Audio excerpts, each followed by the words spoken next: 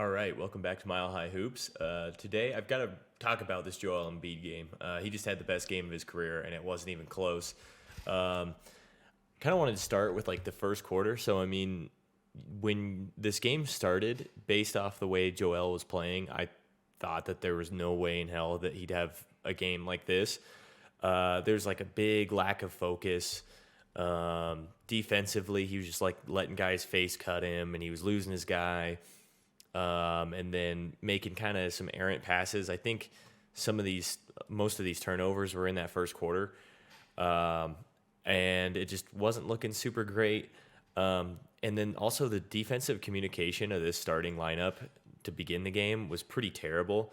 There was a lot of times where like a shot would go up and these guys would all just kind of like look around at each other like, oh, who's going to get the rebound? And then some dude like Lowry Markkinen or something would cut in, get the rebound, dunk it in, and then PJ Tucker was not having it. He was getting pissed off at all these guys from not boxing out, not doing those little things. But back to Joel. So there was a lot of moments in this game where I'm sitting there thinking like, holy cow, Joel is the laziest person. And then something like happens where like someone cuts in front of him and gets a pass or someone beats him. And that like switch flicks in his head where like, he's like, oh, I got to go 0 to 100 right now. And he does it and he makes the play. And it's like pretty incredible because I think it's a matter of both him preserving himself, but then him also like being a little lazy, but he's so good that he gets away with it. And just like not being in complete good shape. I mean, he missed a couple games this season, and I think that he's just still getting back into game shape. And to say all that, and then he still had a game where he was making almost every single mid-range jumper. He was driving to the rim really well. He was making almost all of his free throws.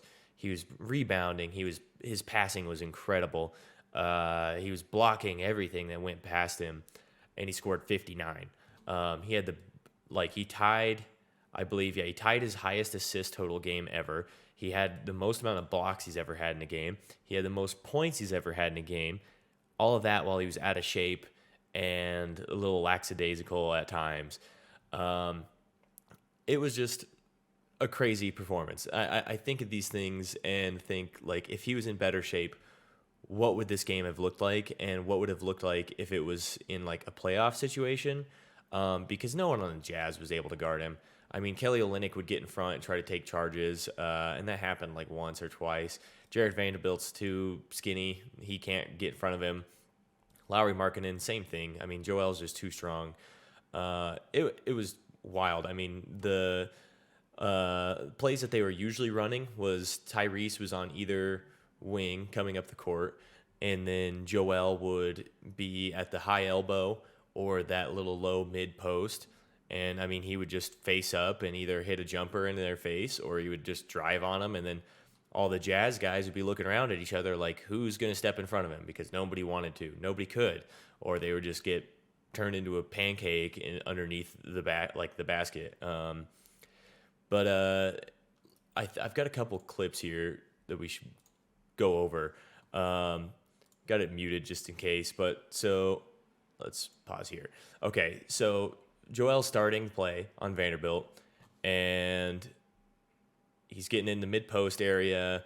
They're running curl action off of Mike Conley with their two guards. They've got shooters on the weak side.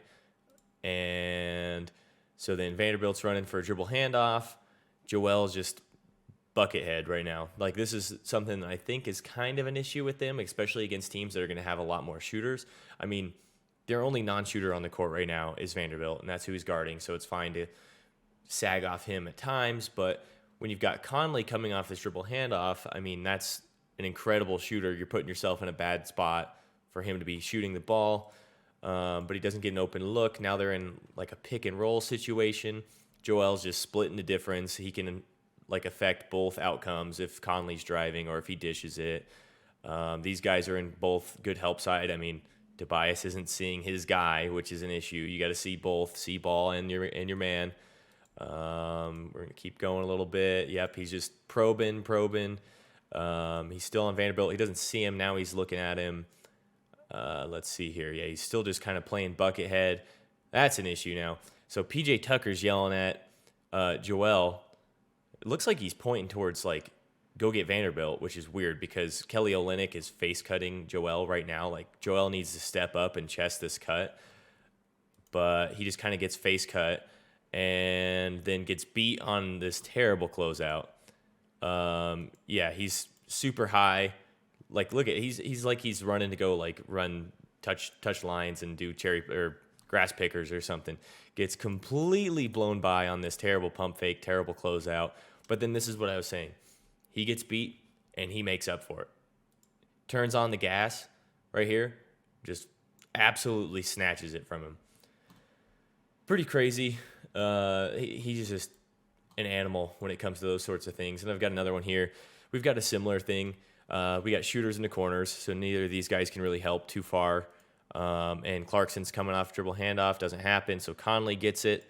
Same situation as before. Got shooters in the corner, Joel in drop coverage, Mike Conley, wide open shot because Maxi's got to go over this. He can't go under it because then that just leaves him with too many issues. But Joel's got to be able to be here to contest. But slow foot speed on defense is going to hurt him there. Conley gets the open shot. And Joel goes for kind of a lazy box out. No one else gets a body really on anybody. And Kelly Olynyk gets the board. Well, he tips it to Clarkson. Now Joel's just kind of playing bucket-head. There's not a lot of communication going on here. Like, who is Maxi guarding? Tobias sees that Markkanen's wide open up here. That's not good. Joel's just, playing bucket-head, guarding. Big there. They're swinging it around the horn. Conley fakes the cut. Conley drives. Joel overhelps off of a shooter, but this is fine. Like, you'd rather him guard the rim because Thibault can come close out on Olynyk here. Swing. But here's the issue. They had two good rotations on this play to these open shooters. And then we've got three guys standing in the paint guarding 1, 2, and Markkanen's wide open up here.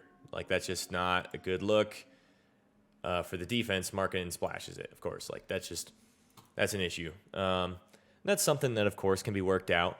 But this is just all things that I was talking about earlier. PJ Tucker's trying to be like their defensive leader as far as communication goes, and it looks like not everybody's really buying in. I mean, it's kind of hard when you've got Embiid because Embiid's not going to be running out to close out those shooters, especially in a regular season game. But they need to scheme around that because they can't be doing this overly helping defense with guys that can't like rotate to all these shooters on the perimeter because that just leaves them in a bad spot. And then this was in the fourth quarter. And I'm bringing this up because Joel started to play way harder in the fourth quarter. I mean, he was making a lot more plays. The game mattered a lot more. And so he was kind of pushing the gas pedal a little bit harder. I mean, he was completely exhausted by here. Every time he was coming off the court, the Sixers' offense just was awful, and their defense was pretty bad too. So he's getting like 3-minute breaks at times. Let's see here. Okay, so they're running that pin down screen for the big from the block, and that's running into, I believe this is Spain pick and roll. So now they've got Markkanen setting the screen up on Maxi. He's a little low, so I think he's probably going to slip it. Yep, he slips for a pop. Embiid's playing buckethead. Good help side. And see, here's like the issue that I've got here. So the whole scheme is like kind of centered around Embiid just playing buckethead and just sitting underneath the hoop. But if the play is on this opposite side from his man, like these guys can be zoned up on too, because I mean we've got non-shooter here, and we've got two really good shooters. So like Tobias can be playing these two, and Embiid should just be planted on this opposite block, right? Because I mean, scouting report, know your personnel. Sexton's going to drive. Lauri Markkanen, he's becoming a really good driver too, and he can shoot the ball really well. So they're getting this screen. He's starting to move over here, but like he's seeing it so slow that he doesn't get over here at all. Like PJ's beat. Like he's absolutely beat here, and like it's too late. Like, he's not far enough out. He's directly underneath the hoop, and just a wide open layup. And like, there's 4 minutes left in the game, and it's now a tie ball game after that. Like, that's the type of thing that you just can't have happen. Again, like, maybe that's the type of thing that we can chalk up to being like a regular season game and something that they can work out. And I mean, we'll have to see. I think Joel Embiid's like conditioning will get better, and some of those things should go away. And they didn't even have James Harden for this game. And again, it's the Jazz. Like, we don't know if, like, I made a video on if they're good or not, and I think they are, but a lot of these guys are not big defenders. Like, they aren't going to be able to stop him. So we'll have to see if he gets into the playoffs against a team like the Bucks that have Giannis to guard him, or the Heat with Bam, or Boston with the Time Lord. There's a lot of teams with a lot of big bigs underneath the hoop that can guard a little bit better. But if he can hit those mid-post shots like that, crazy, like efficient, and can make those bursts to make these types of blocks and those plays, then they're going to be really good. The thing that I did kind of forget to mention was Joel's passing was insanely good. I mean, he draws so much attention that, like, he's starting to get a little bit of, like, he's definitely not Jokic, but he's getting the idea that Jokic has, where it's like, let me score a whole bunch and then draw all of this attention, and then there's going to be an open guy. And he's getting better at, like, pinpointing these passes. There was a play where, I mean, he was, like, doubled up at the almost, like, extended free throw line and hit this, like, beautiful bounce pass to Tobias Harris for a dunk. And it's things like that that are going to open up this offense and this team to being, like, way better than they are. What are they even right now? I believe that they are pretty high up there. Yeah, they're 7-7. They can definitely be better than this. Again, they just need to get out of injuries and get a little bit better conditioning. But yeah, thanks again for listening. This has been a fun one. Like and subscribe, and I'll see you in the next one.